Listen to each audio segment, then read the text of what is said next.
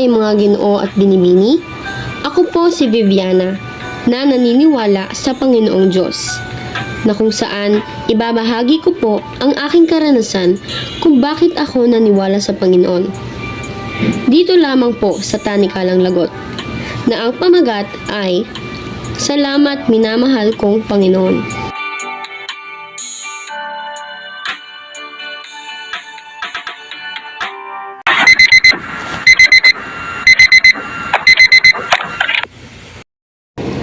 Panginoon, maraming salamat po at ako ay nagising pa ngayong araw na ito. Gabayan niyo po ako at gawin niyo pong maging masaya ang araw ko ngayon.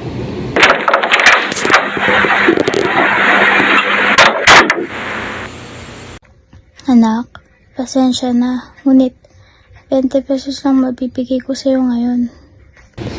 Ano ba yan? Umagang-umaga ay tububungan sa akin. Wag na, kaya kong sarili ko. Kesa naman sa tanggapin ko yan na napakaliit ng halaga. Anak, intindi mo naman sana na mahirap lang tayo. Hindi namin kaya na magbigay ng malaking halaga ng pera araw-araw. Lagi namang ganyan eh. Paulit-ulit na lang nakakasawa na. Papasok na ako ng paaralan, baka maliit pa ako.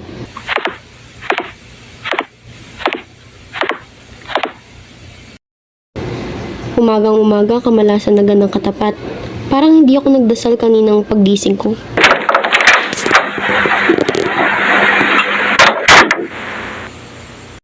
Oh, bakit nakakunot na naman ang kilay mo?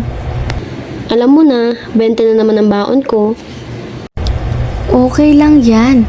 Andiyan naman si Samuel eh. Tara, pagtripan natin.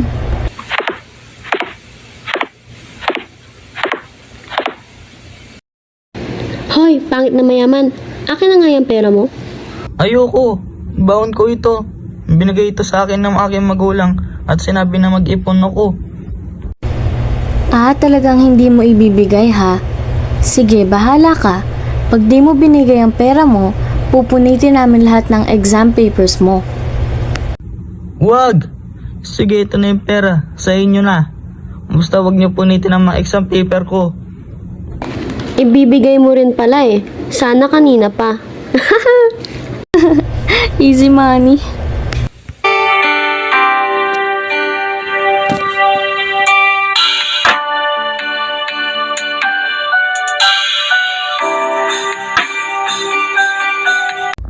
Bibiana, namatay sa loob ng tiyan mo ang dinadala mong sanggol. Ha? Bakit Dr. Owen? Alam ko sa sarili ko na inaalagaan ko ang sanggol sa loob ng aking tiyan. Nagkataon din kasi na lumabas sa resulta na may kanser ka. Walang gamot na makakagaling dito sa kanser na ito, kaya 2 taon na lamang ang buhay mo.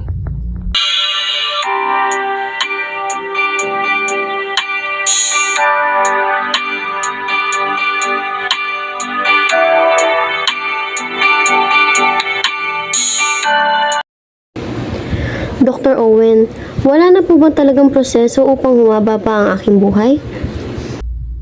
Pasensya na iha, ngunit walang iba pang proseso. Kung tutuusin, kailangan mong ma-confine para mabantayan ka namin sa lahat man ng iyong gagawin.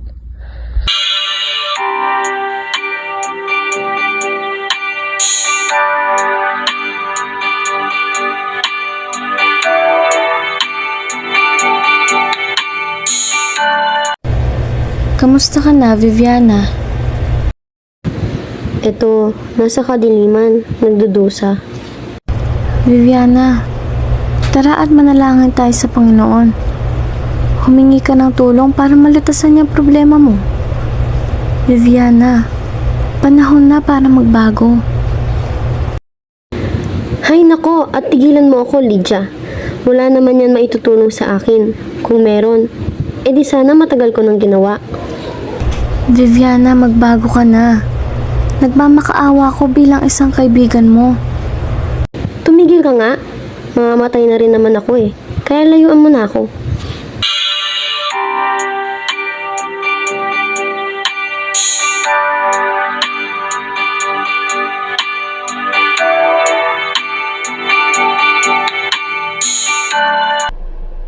Hello po, ako po si Zion.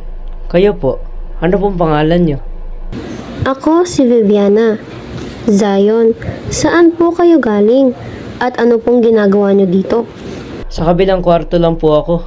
Nainip po kasi ako kaya naghahanap po ako ng kaibigan. Bakit po kayo nandito sa ospital? May cancer daw po ako, sabi ng doktor. Kayo po, bakit po kayo nandito sa ospital? May cancer din ako at 2 linggo na lang ang buhay ko. Hindi po yan totoo. Mahal po tayo ng Panginoon.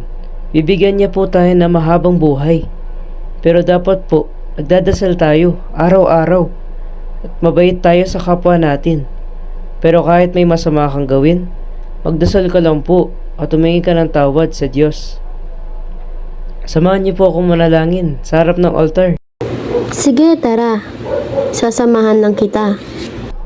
Hindi po pwede. Dapat pareho po tayong manalangin sa Panginoon para sabay tayo makawala sa cancer na ito.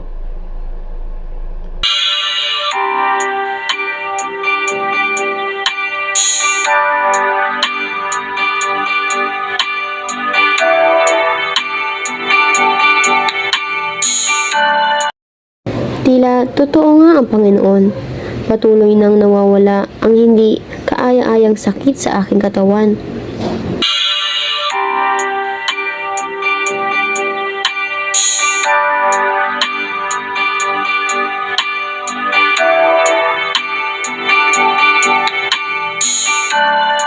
Huling araw mo na ngayon, Viviana. Mamayang gabi ka na mamaalam sa mundong ito. Alam ko naman ho yun, kaya ako ay magpapaalam na po sa inyo, Dr. Owen. Maraming salamat sa pag-aalaga sa akin.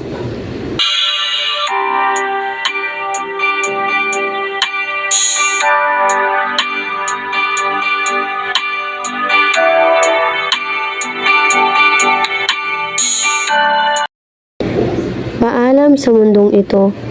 Maraming salamat at binigyan niyo po ako ng pagkakataong mabuhay, Panginoon. Tinatanggap ko po ang aking parusa.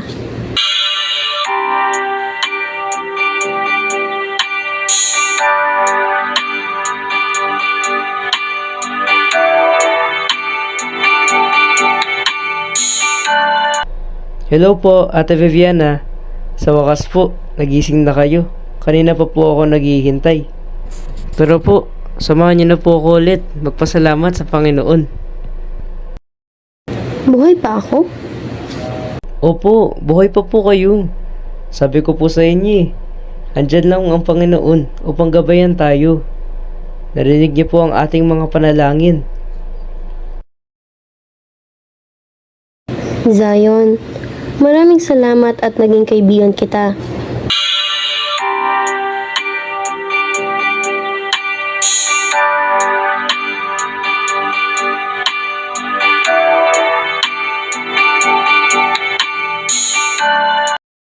Panginoon, maraming salamat sa lahat ng inyong sakripisyo. Patuloy niyo po kaming gabayan sa aming buhay na iyong pinahiram.